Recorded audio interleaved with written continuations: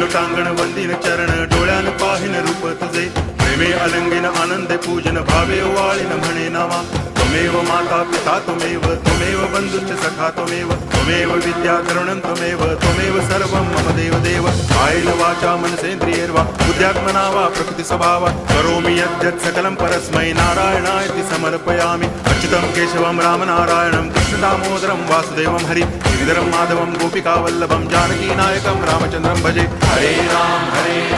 Ram Ram Hare Hare Hare Krishna